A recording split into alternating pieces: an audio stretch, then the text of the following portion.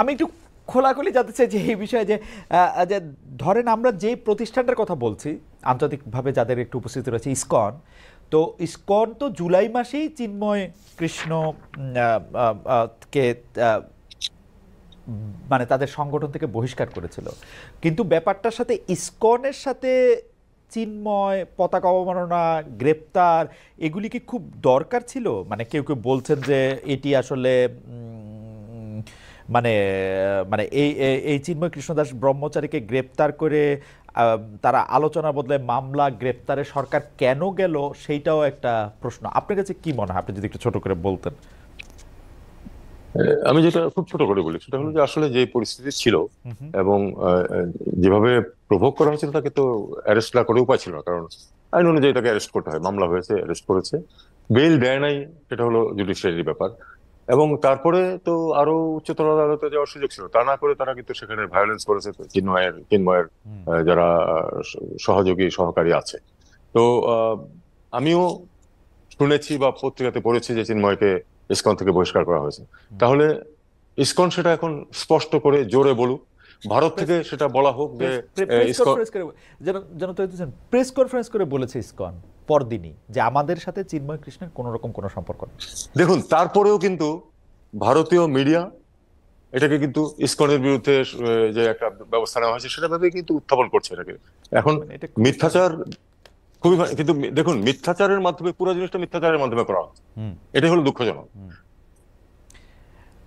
কিন্তু ভারতীয় মিডিয়াকে মানে ধরেন একটা দেশের মিডিয়ার কিছু অংশ, আমি বলবো যে ভারতীয় মিডিয়াও আমি খেয়াল করি, কিন্তু তার আসলে 15 থেকে 20 ভাগ, এবং আমি এটা স্পষ্ট বলি, ভারতীয় মিডিয়ার মিথ্যাচার মানে যদি আমরা একদম নাম উল্লেখ করে বলি, ধরেন আমি নাম উল্লেখ করে বলি, রিপাবলিকান টিভির যে এরকম করবে, রিপাবলিক টিভি যে এরকম করবে, এরকম করে, সেই জন্য ভারতেও তাদের গ্রহণযোগ্যতার লেভেল কিন্তু খুব বেশি না। বাংলাদেশের মানুষ যখন রিপাবলিক টিভিকে সমালোচনা করার জন্য রিপাবলিক টিভিকে অনেক বেশি দেখছে, তখন তাদের ভিউ বাড়তেছে, তারা আরো বেশি মজা পেতেছে। মানে আমি আমি কিন্তু বাংলাদেশে 32 বছর ধরে সাংবাদিকতা পড়াই, আমি জীবনে দেখি না রিপাবলিক টিভি, এবং এদের কোনো বিশ্বাসযোগ্যতা কোথাও ভারতে, কারণ আমি ডয়েচে ভেলেতে যখন ছিলাম তখন পশ্চিমবঙ্গ আমার ইয়াতে ছিল, আমি কেউ তাদের সিরিয়াসলি নিছে, আমি দায়িত্ব নিয়ে বলতে পারি, কেউ তাদের সিরিয়াসলি নিছে আমি জীবনে দেখি নাই।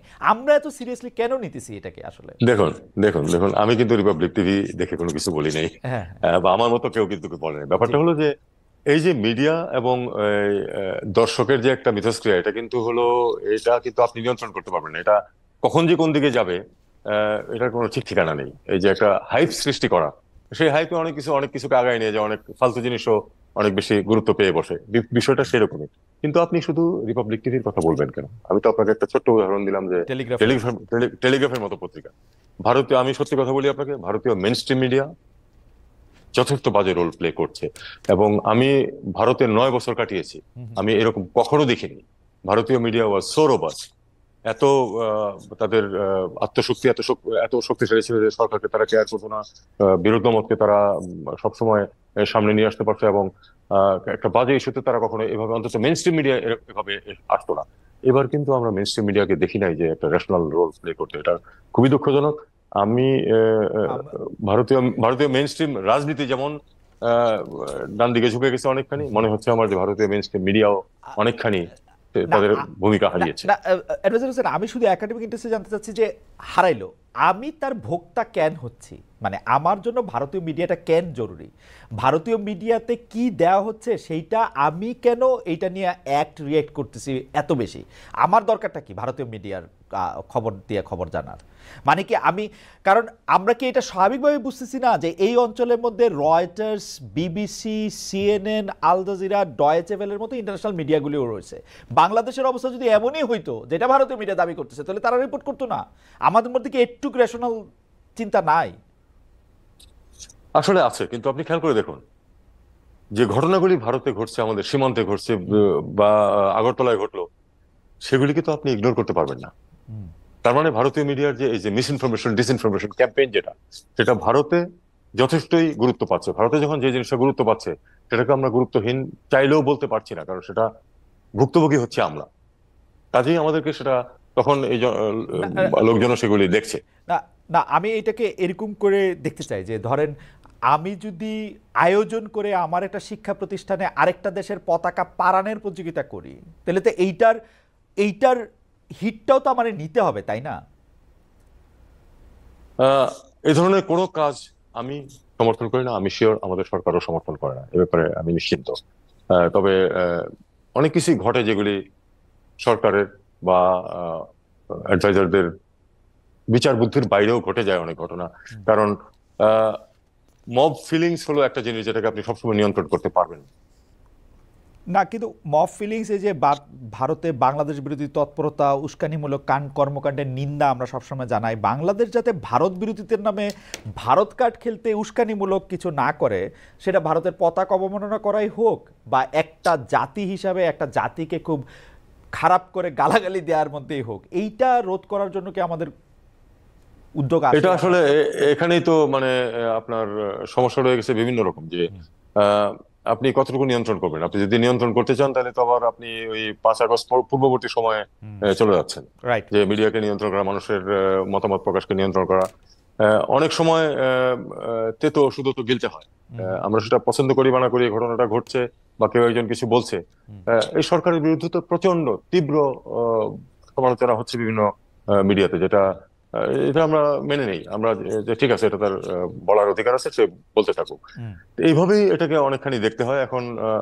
দেখুন, অ্যাজ লং এজ সরাসরি আমাদেরকে এফেক্ট না করে ভারতীয় প্রোপাগান্ডা, এবং যদি ভারতীয় অফিসিয়াল নর্ম থেকে আমরা সে ধরনের কোনো একই ধরনের কোনো বার্তা বা বক্তব্য দেখতে না পাই, তাহলে কিন্তু আমরা এগুলি নিয়ে মাথা ঘামাতাম না। আমরা আমাদের স্বাভাবিক কূটনৈতিক কার্যকলাপ চালিয়ে এগিয়ে যাওয়ার চেষ্টা করতাম। কারণ আমরা তো চূড়ান্ত বিচারে আমরা মনে করি যে ভারত এবং বাংলাদেশ উভয়েরই স্বার্থে হচ্ছে একটা ওয়ার্কিং গুড রিলেশন রক্ষা করে যাওয়া, পারস্পরিক স্বার্থের ভিত্তিতে। না, ধরেন এখন ভারতীয় মিডিয়াতে র্যান্ডম একটা উপস্থাপক যিনি অনেক অ্যানিমেটেড হয়ে কথাবার্তা বলেন, তিনি একটা কথাবার্তা বলছেন, আমরা এটাকে পিক করে বলতেছি যে আমাদের দেশের আনসার আরও কি কি গ্রাম প্রতিরক্ষা বাহিনী, আরও কি কি বাহিনী মিলে এই সরকারকে ফেলে দেবে, হাসিনা সরকারকে নিয়ে আসবে। ওগুলির ক্ষেত্রে কি আপনারা অনেক বেশি বিচলিত হচ্ছেন? মানে আপনারা মানে ওগুলিকে অনেক বেশি গুরুত্ব দিচ্ছেন বা মানে মানে আপনাদের গুরুত্ব আমি দিতে হচ্ছে? আমি আমি এটুকু বলতে পারি যে অন্তত পক্ষে আমার এবং যে যেটা আছে, আমার যে কলিগরা আছেন, তারা অবশ্যই এরকম মনে করেন না। আপনি তো খুব সুন্দর করে এক কথায় দৃঢ়ভাবে বললেন, কিন্তু অনেক সময় এরকম মনে হয় না যে ধরেন মার্কিন প্রেসিডেন্ট পদপ্রার্থী ডোনাল্ড ট্রাম্প, উনি নির্বাচনের আগে আগে দেশের সংখ্যালঘুদের ইয়ে নিয়ে একটা টুইট করেছেন। এখন ট্রাম্পের টুইট আমরা জানি, ট্রাম্পের টুইটের ক্ষেত্রে কোফেফের থেকে শুরু করে এমন অনেক কিছু থাকে যা টুইট নিয়ে আসলে তার অফিস সবচেয়ে বেশি তার ব্যস্ত থাকতে হয়, তার হাত থেকে মোবাইল ফোনও অনেক সময় কেড়ে রাখতে হয়।